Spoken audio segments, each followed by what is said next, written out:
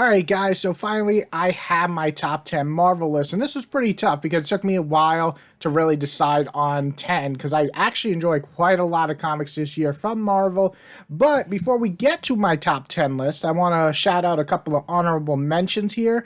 Miles Morales has been a series I've actually enjoyed quite a bit since it started up again a couple of years ago, and this one is pretty good this year. We actually had a Clone Saga that actually didn't suck, so that was nice. And overall, Miles just has this really fun adventure most of the times in all his books.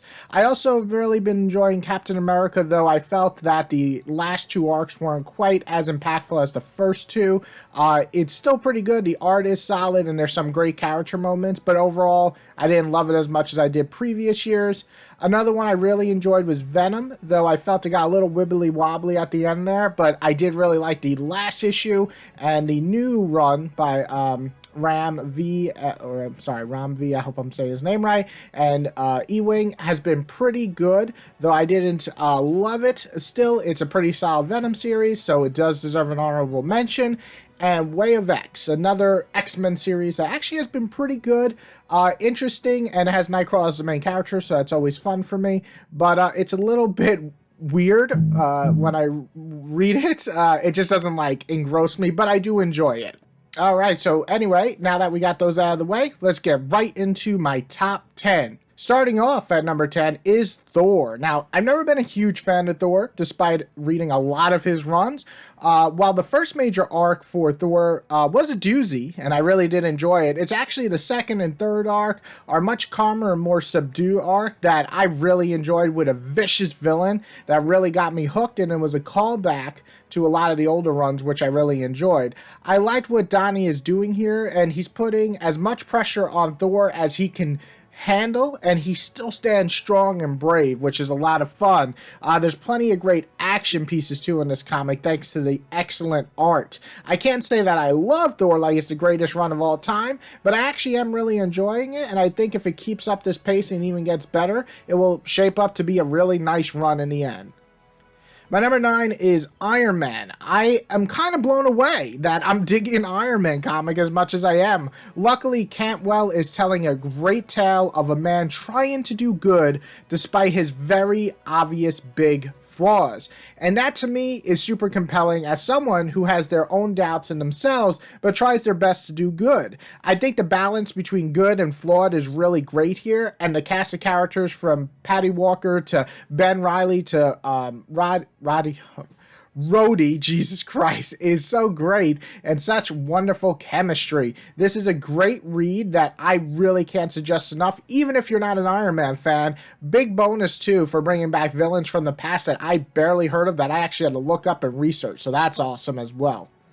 My number 8 is going to be Aliens. I've really been digging this run so far. Philip Kennedy Johnson feels like he's sticking more to the Alien universe from the movies instead of going off and creating these over-the-top situations that we've kind of been getting in the Dark Horse series for a while, leaving us with a much more grounded and darker feel than the previous stuff. The first arc is about a father trying to do right by his family, but between his past and then his current situation with his son, things escalate way too quickly, and all hell breaks loose on, you guessed it, a ship, giving us a very Alien situation that we always can enjoy. So if you're a fan of Alien or Aliens, I can't suggest picking this up enough.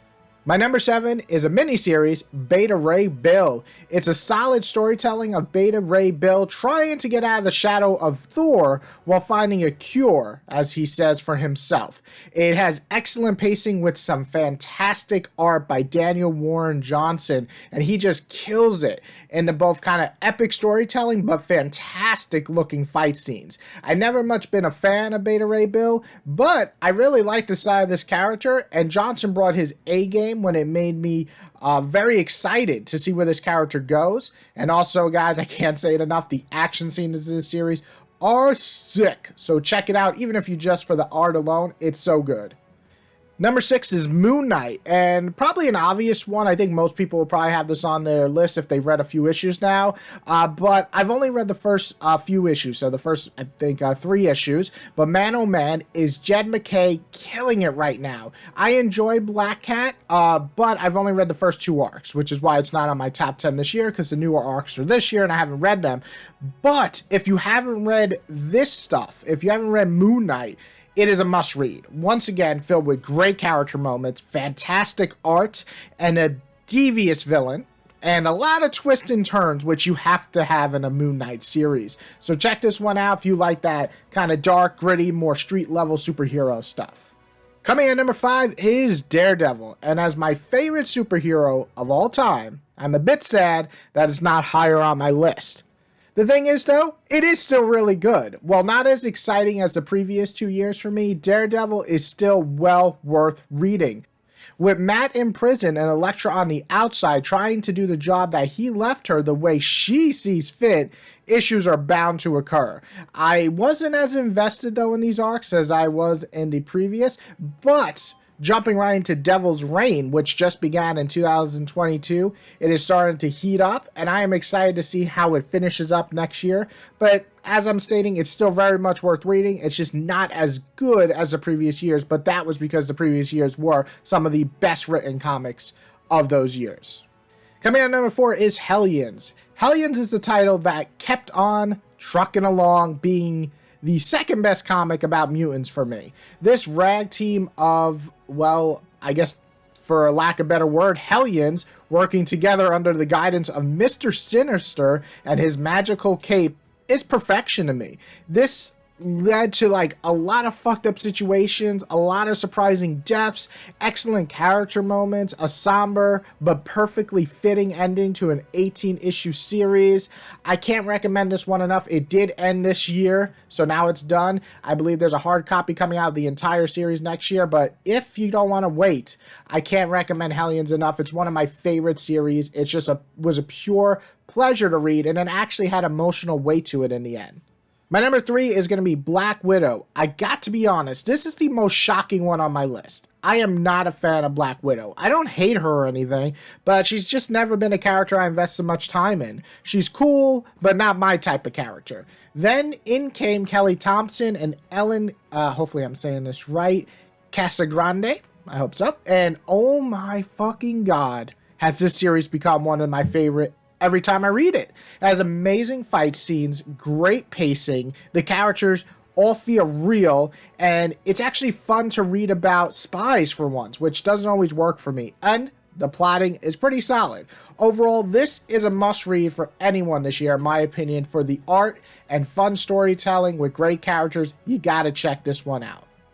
Number 2 is It's Jeff. Okay, so you might think this is a joke, but listen, Jeff the Shark might be one of my favorite characters ever. I am not joking. It is hilarious. It is an adorable webcomic added to the Marvel Infinity app, and it is one of the greatest comics I read or read every week. It has ended, but it is coming back in 2022, and it's so fun. Listen, Jeff is so cute.